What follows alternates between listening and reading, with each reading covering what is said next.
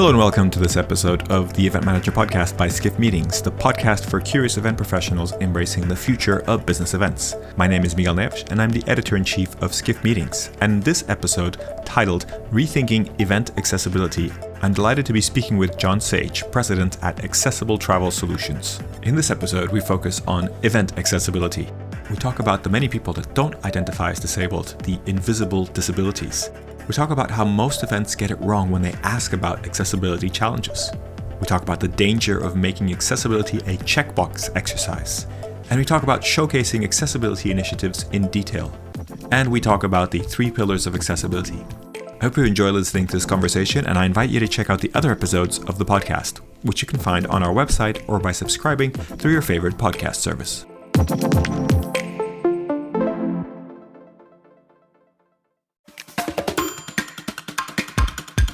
Hello, everybody. Welcome to the Event Manager Podcast. I'm delighted to have John Sage, the president at Accessible Travel Solutions, joining me on the podcast today. John, welcome to the show. Thanks for having me. So, John, I believe we came into contact. We met you through, I think at MPI WEC. I think my colleague Andrea Doyle met you. I think she was maybe at one of your sessions and heard you talk about accessibility in the travel industry. And for those who don't know who you are and what you do, could you take us through a little bit of a personal introduction of who you are and what you do? Sure. Yeah. So I'm a manual wheelchair user, and I spent a lot of time in my 20s traveling in Europe as a hobby. And it was hugely time consuming to plan those trips and find out the accessibility details. And after each trip, I would tell myself, now, having been here, I would have done it differently. But I know how to do it for somebody else. And so I started a company to plan trips for people with disabilities. And that ended up growing across Europe and the Caribbean and some other places. And we now have a second company where we sell to travel agents, and we provide accessible shore excursions to the cruise lines. And we help businesses and DMOs succeed in accessible travel as well. So we do a variety of things to make travel easier for people with disabilities. Thank you for sharing that. And I think you speak and you're connected with meetings and events in some ways. How does that connection work? Are you speaking a lot? Are you keynoting? Are you doing workshops? How does that work on your end? So this is something, our newest product that we launched is something called the Sage Accessibility Leadership Workshop. And so we actually meet with individual companies and DMOs and those types of organizations to really bring their senior leadership up to speed on the most important accessibility research and accessibility concepts that are out there right now. And that's based on, we've been doing products for a long time, tours and packages and things like that. But what I found through a lot of my discussions with executives is that it's very difficult for an able-bodied executive to really understand accessible travel and the mentality of the disabled traveler, not just the physical needs of door widths and bed heights, but actually their mentality and how to make them a customer, a loyal customer. And so that's something that we've been working on, is how to educate the very, very top people. And so there's been some speaking engagements. Also, these individual workshops is really how we're trying to get the message out. So in your experience going to events, meetings and events are really our world. And in your experience of attending, participating, being there physically, do you have some examples? And I don't need you to share company names or specific events, but do you have some examples of events that, get it right? And maybe some examples of events that really don't get it right. Could you maybe give us a picture or kind of anecdotes of examples there so we could kind of see it through your eyes in some ways? Yes, I can. So I'll say that the events that get it right, often it's just sort of luck. It's that they've been lucky and sort of accidentally chosen some really good locations, because I have not seen event organizers that do a real proactive, comprehensive approach to location selection.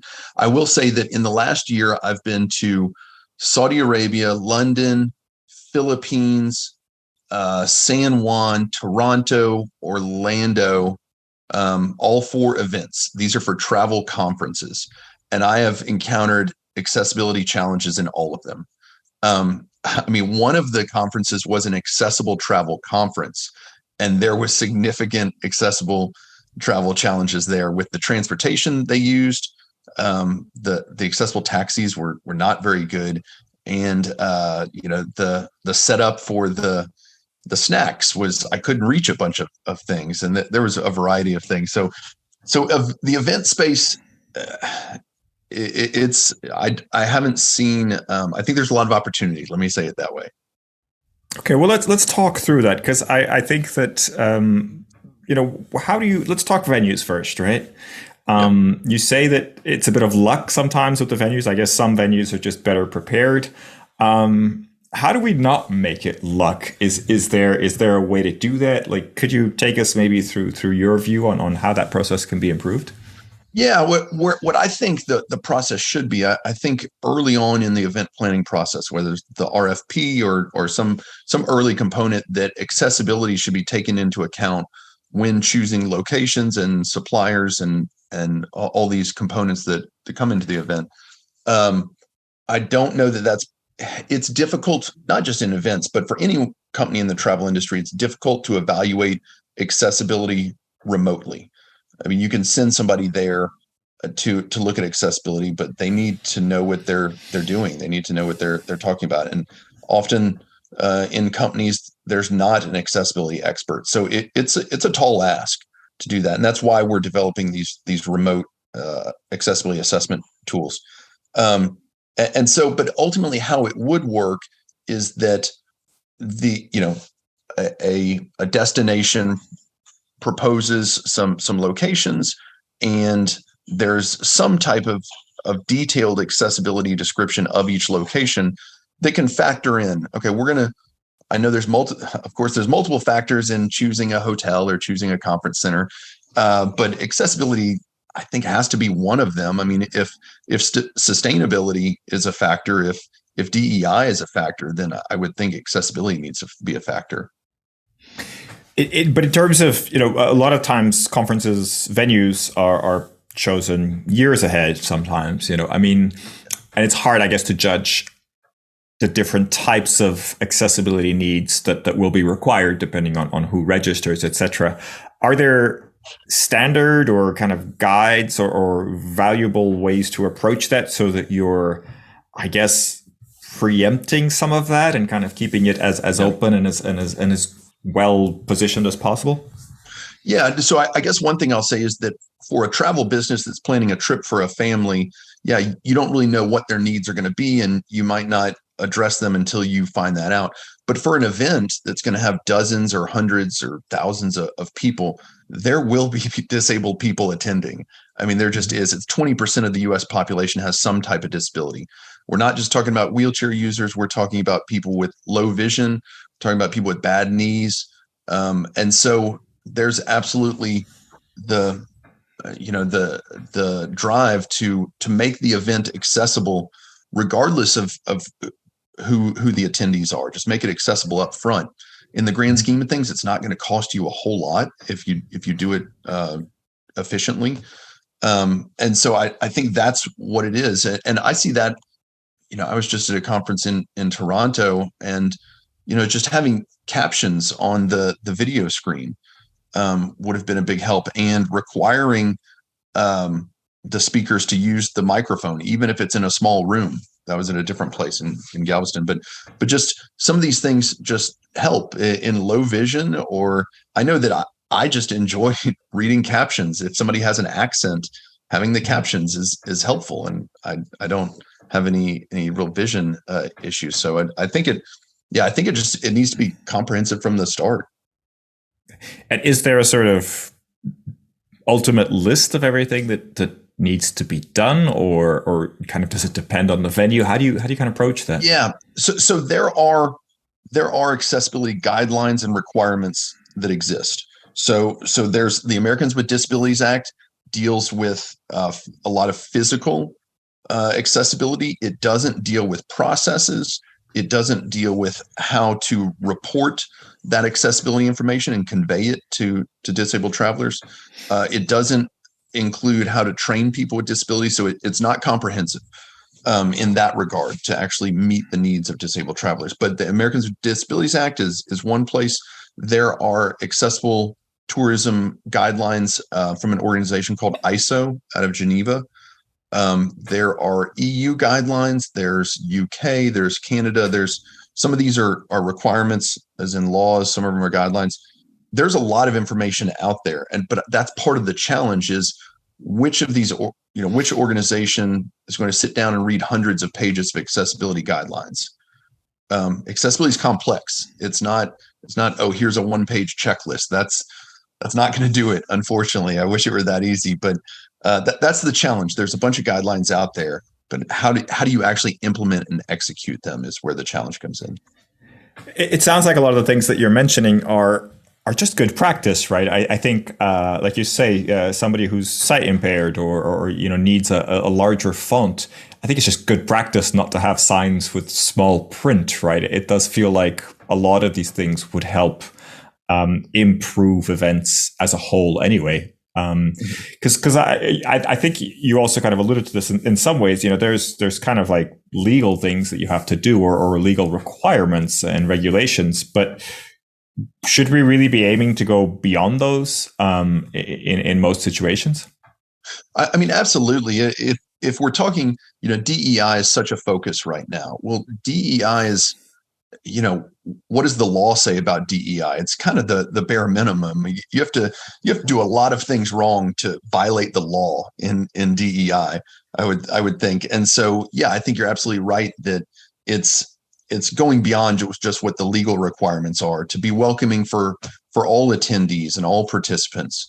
And there's a competitive advantage for businesses that sort of make that leap. You can get in, you can attract excellent qualified employees that want to be included and don't want to have a bunch of accessibility challenges while they're at the workplace. I think that's very valid. So let's go back. One of the things when we're organizing events that we sort of default to, rightly or wrongly, is that we have a kind of a checklist or a question at registration. We say, do you have any accessibility challenge or disabilities or anything like that? Does that work? And how can we improve that if we can? Yeah. So I just filled one out for a conference I'm going to Riyadh. And I don't know how to necessarily answer that. I mean, I can put something, I can say, hey, I'm a manual wheelchair user. I want a roll-in shower. There's a few things that I can put in there, but I don't know what the venue location looks like. So I can't answer that question in a comprehensive way. In my case, I punted it back to the event organizer. I said, tell me, you want me to book a room in one of these 3 hotels. Give me all the accessibility information on those 3 hotels. I want to stay in the most accessible hotel. I think they're going to struggle to answer that, to answer which of these hotels is the most accessible. And that's what I want. I want the most accessible hotel. I don't want to just know how many accessible rooms there are in each hotel. And so that's a challenge. I think it's for disabled travelers to communicate all of their accessibility needs throughout their whole trip process is a tall ask. And I don't know that you'll ever get somebody to communicate all their needs in a way that the event organizer can implement that. So I think, to answer your question more specifically, I think the responsibility for accessibility should not be on the attendee. I think it should be on the event organizer relative to existing accessibility guidelines and laws. Mm-hmm. And in terms of these registration questions, are there ways to improve this? Should we be asking different questions, or are there any kind of other industries or maybe airlines or something like that do it better that we could learn from? Do you have any advice for that?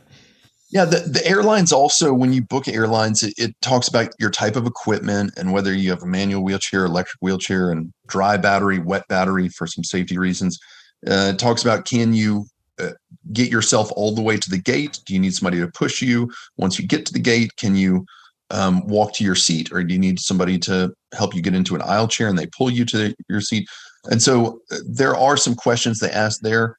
I think more specific questions would be helpful around, mobility and hearing and vision and sensory cognitive and dyslexia and all these different things. I think that would be helpful to ask more questions. I'm trying to think. I don't know if there's enough questions to ask. I think it'd be a little tough. I do know. I'll tell you one thing that's nice. When I flew on American Airlines to Warsaw a few months ago, they called me in advance to ask about my accessibility needs. And while there's still some challenges there, it certainly felt good. It felt good to have somebody call, and if there was something that I had a real concern about, that I could actually speak to a human rather than just type a request into a text box. And so I thought that was progress. That sounds like great service in any case. If you were consulting with a planning company, let's say somebody that's doing a big event, a trade show or something like that, where would you start? What's your process for kind of like helping them make an event more accessible? Is it the registration? Is it the venue choice? Or are there other kind of components that are really important for you to look at? Yeah, what I've seen with a lot of the travel businesses where I've spoken to their executives, where it really starts is acquiring accessibility expertise. Is really it. And so that's whether that's training employees or workshops for senior leadership or master classes. It's really acquiring accessibility expertise, because it's difficult for anyone to implement accessibility if they don't really have a lot of knowledge around it. So that's where I would start. And then I think the venue choices are going to be key, because if you choose the wrong venue, what ends up happening is you have to perform a bunch of additional customer service work down the road that's going to be time consuming, and you might not get it right, and it's just going to be difficult. And so choosing the right venue is going to save you a bunch of work in the long run, and it's going to make for a better experience for the attendees. So, but it's not just the physical venues; it's also how do you get between the venues. It's the accessibility information that is published about the venues, so that a disabled attendee can know what they're getting into before they get there, and then training the staff that's actually going to be on site and serving the attendees to assist. And so, yeah, there's a variety of components that I think that all sort of need to work together. And could you expand a little bit on this training side of things? I mean, we deal with a lot of event staff is very temporary. They help out with registration, they help out with check-in, anything like that, and just, I don't know, checking rooms, that kind of thing. Relatively simple tasks.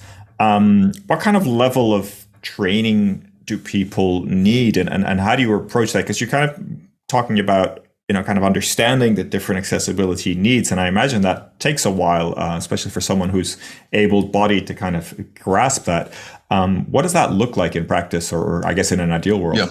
Yeah. So the way that we think about accessible customer service training is really on 3 levels. So the most basic level is training that it's a general accessibility training. It talks about disability etiquette. It talks about the different types of disabilities and what the individual's needs might be. And so that's sort of the basic level. It's something that maybe somebody could dial into and take on demand. And there are trainings out there. We obviously do that. Then the next level up is where it's role specific. So in a hotel, the housekeeping staff should be trained a certain way, and the front desk staff should be trained on different items. So and then at an event, it may be the food and beverage people need to be trained a certain way, and the check-in, the people at check-in need to know what questions to ask people with disabilities when they're checking in. So the second level is role specific, and then the sort of the pinnacle level, the top level, is when it's location specific, is when the accessibility has been evaluated of the location, and the staff are trained to to meet, to assist with accessibility at that specific location. In a hotel, it may be, okay, there's 3 routes out to the hotel pool, but only this one route is accessible. So you want to train your staff to direct people to this route. And they need to know that the disabled person shouldn't have to go find the accessible route. That's one example, but to actually, so for a convention center, it may be, where are the accessible bathrooms located? Where should the accessible seating be located? How do you assist people once they show up? It could be very location specific, and I think that's really what should be aimed for. Yeah, that sounds like a very well trained team if you can kind of have all that information quite handy. Forgive me if this is a sensitive question, but are there any situations where those with accessibility may not want to answer those questions or feel like they're intrusive in some ways? And this could be either, kind of on a registration form or also on site when you kind of have to tell people, any issues that there might be.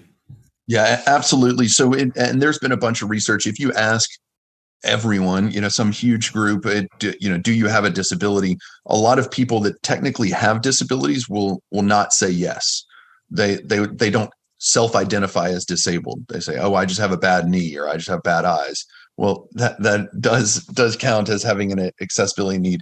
And so, yes, if you're asking about disabilities, you won't necessarily get all the information you need. There are also invisible disabilities. That's one of the phrases used to describe as invisible disabilities. So that could be something like a heart condition that maybe somebody doesn't have endurance.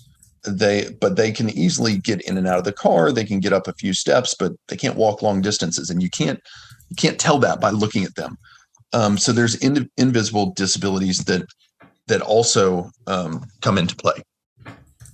Okay, and are there better ways to kind of try to understand or kind of gather if people have those needs? Anything you can recommend there? I mean, one way is to let the attendees look at the accessibility features in advance so that they can decide for themselves, hey, this is going to work for me or it's not. And if it's not going to work for me, do I want to say something about it? Do I want to ask questions? Do I want to ask them to change something? And so providing that information in advance before they're actually on location is a key way. I think the more transparency that you can provide, the better it is for everyone, so that and as the event organizer, you don't want somebody showing up thinking it's going to be accessible for their needs and it's not, and now you've got to solve a problem on site immediately. That's you want to try to avoid that situation. So if I understand you right, I think the ideal situation would be that you say, hey, here's the venue, here are the rooms we're using, this is where we're serving food or kind of different things that go into the event. And you say, these are the things that we're actively doing to make this experience accessible. Let us know if you have any issues that we're not accommodating for. Is that sort of the ideal situation? Yeah, I think being transparent, a lot of times accessibility is reported in bullet points of, hey, here's our accessibility features. If you look at a hotel website, you might see bullet points, and there's 20 bullet points about their accessibility features. Often they're too vague to really be helpful. It says accessible fitness center or, accessible check-in desk. Well, what does that mean? What does accessible mean in that case? And so, we say that accessibility information needs to have 4 components to really be effective. It needs to be accurate. So you need somebody that sort of knows what they're doing, filling it out. It needs to be detailed. So it needs to have measurements, things like door widths and bed heights and slopes of ramps and things like that. It needs to be clear. So it needs to have photos, particularly of accessible bathrooms at hotels. That's one of the big places that disabled travelers have problems, is in hotels' bathrooms. And then it needs to be comprehensive. So it needs to have all components of the trip, basically transportation, the accommodation, the location for the event, food and beverage, all those things. Fascinating. Thank you for sharing that. I think that's a really interesting kind of easy way to understand it. What about I don't know if there's a term for this, but we have greenwashing when it comes to sustainability and ecology. Is there accessibility washing in the sense where somebody does something and really boasts about it when it's kind of out of place? Is that a thing, or are we not there yet? I don't think so. I think accessibility is not being talked about enough, really. If and this includes on the marketing side, I think is one place where the industry is really lacking. Because I ask people the question: when was the last time you saw some type of advertisement that says, "Hey, we're accessible. Here's why we're accessible. Come book with us." That we're talking about over 1 billion people with disabilities, and that those types of ads don't exist for the most part that I've seen. And so I think there's a gap there. What I have seen a lot of times, accessibility can be a bit of a checkbox exercise where an organization may say, "Oh, well, we provide some accessibility information, and we do disability etiquette training, and so we're good." But that's really not sufficient in order to gain the confidence of the disabled traveler to book. So the box has been checked, but the organization is not really seeing a return on their investment because they didn't meet the minimum threshold to gain the consumer's confidence. And so, yeah, it just came up a little short. The intentions were probably there, but it came up a little short. Yeah, I guess that's sort of that's sort of what I was thinking. I guess it isn't really a big publicity stunt in many ways, but there is this checkboxing that isn't quite hitting the mark, right? You're just, like you said, when the descriptions are very vague, like accessible rooms, what does that mean, right? It's nice to have that on the website, but it may not actually solve the issues in practice. Mm-hmm. Now, you talked about sort of, barriers preventing the travel industry from kind of making more progress, and I include, events and meetings and that. Where do you see that? What are those barriers, or where do you see those? Well, I mentioned before, the expertise is one of the areas. There's some misconceptions about accessibility. Some people will view it as a compliance issue. It's just about complying with the law. That's sort of a misconception. It's having the right resources in place, having somebody dedicated to work on accessibility, or outsourcing that. That's another way that obviously that can work. That's really where to start, is really to understand accessibility. I think is the biggest, the most common barrier that I see across all the travel sectors. And that's part of the product range that you've developed, right? This way that you're helping from a consultation and a training perspective. Yeah. That's what you're doing, correct? Yeah, exactly. I think it's difficult to send an employee to an accessible travel conference and expect them to acquire enough accessibility expertise in 2 days to come back and implement an accessibility project. And so what we try to do is, a lot of the information that we convey is from a bunch of research that's gone on a bunch of, for years, for the last 20 years, but then a lot of innovative concepts that we've developed through our conversations with travel businesses and working with disabled travelers for the last 12 years, and condensing that in a way that we can bring the leadership up to speed enough where they can really understand the issues. And then we also have the manpower to help with the implementation.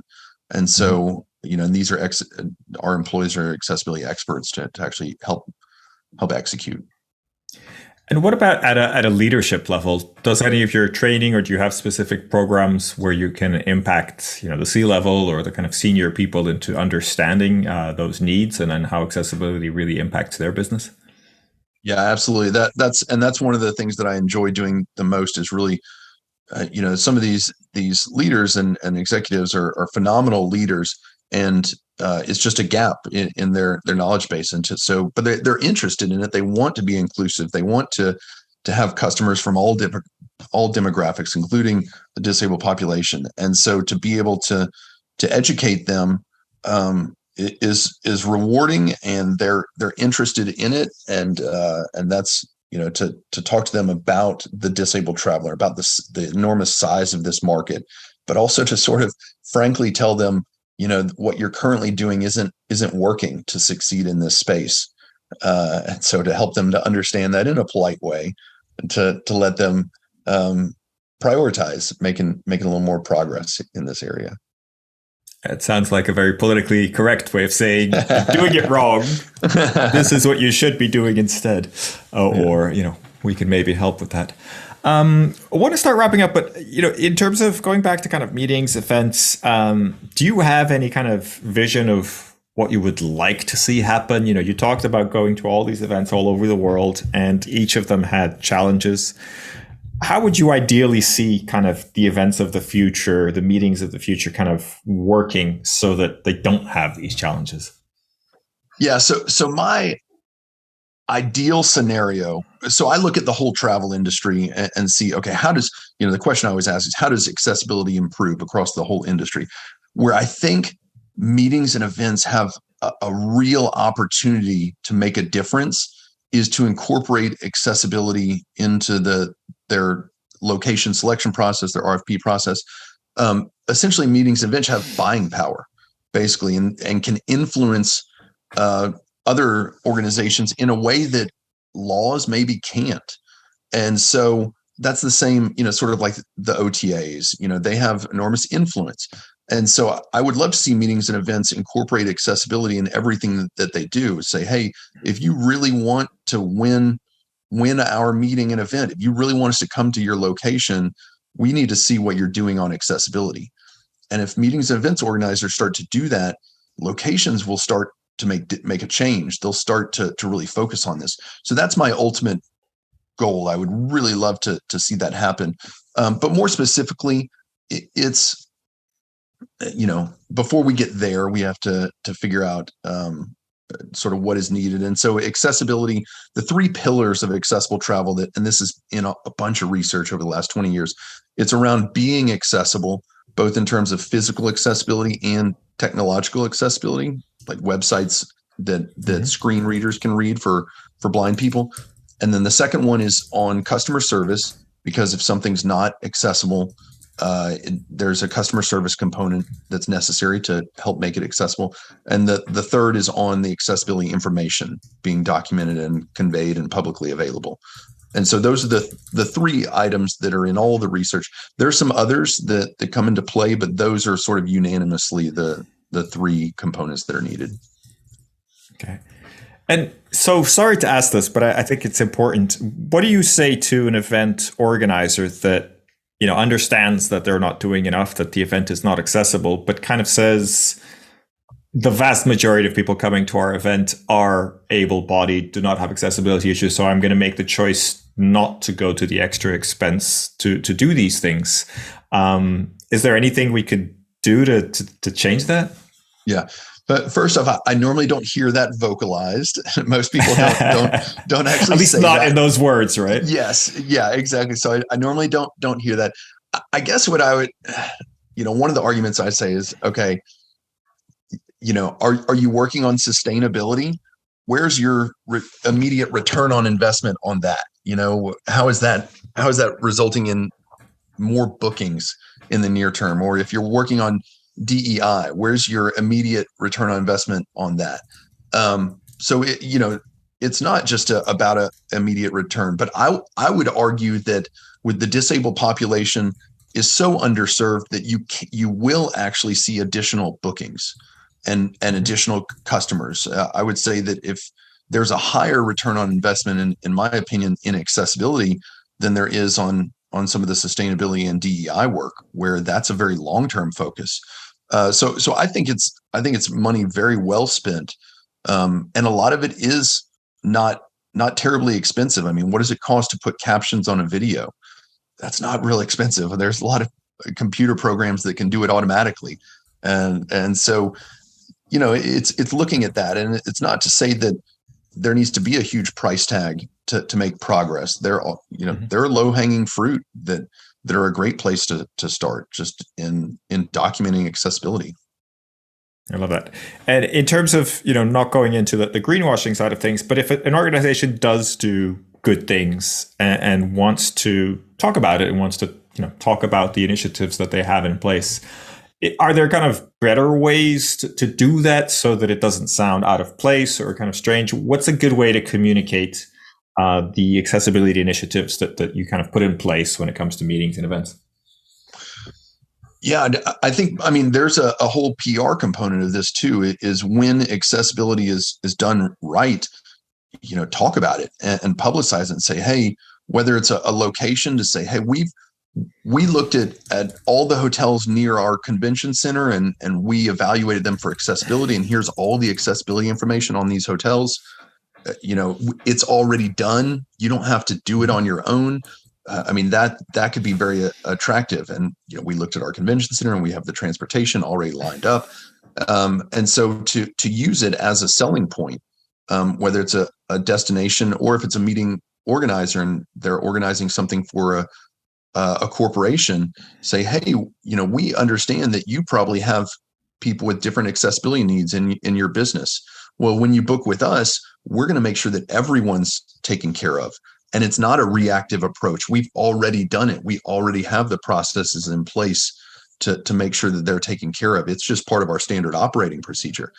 I think that's a really strong selling point to say we're going to be inclusive for all of your employees, regardless of accessibility needs. So I think there's an opportunity there on the PR and marketing side. Absolutely. And it sounds like meetings and events can be a great testimonial in a way, or a calling card for a destination that has done a good job in terms of accessibility, right? If an event talks about it, then I'm sure it also reflects in the business travel, but also the private and the consumer travel. Yeah, absolutely. John, fascinating talking to you. Thank you for taking the time to be with us today. I think this is an area that I have to admit I am not an expert by any means, and that's why it's good to talk to you and have people like you on the show. Wanted to get your recommendation for somebody else to have as a guest on the podcast. Sure. Yeah, I have a friend that I've known for a long time. His name's Ron Pettit, and he leads the accessibility efforts at Royal Caribbean, and he's extremely knowledgeable and a great guy. He would be somebody worth speaking to.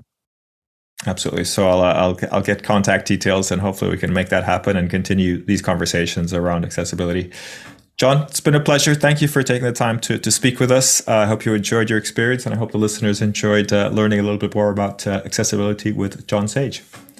Thank you for your time. Thank you.